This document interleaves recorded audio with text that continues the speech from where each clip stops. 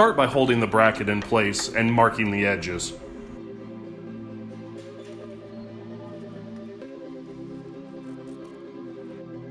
Thoroughly clean everywhere you plan to weld.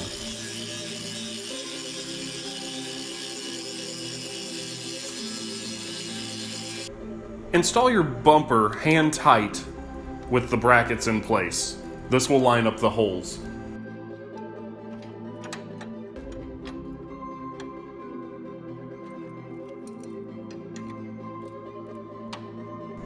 Have a certified welder weld the tie-ins to the frame.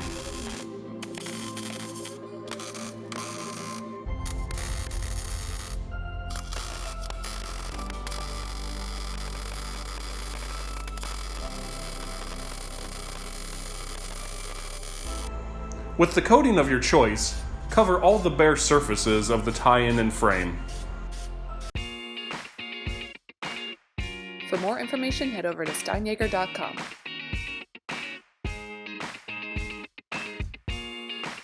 Be sure to follow us on YouTube and Facebook to see more awesome stuff that we're working on.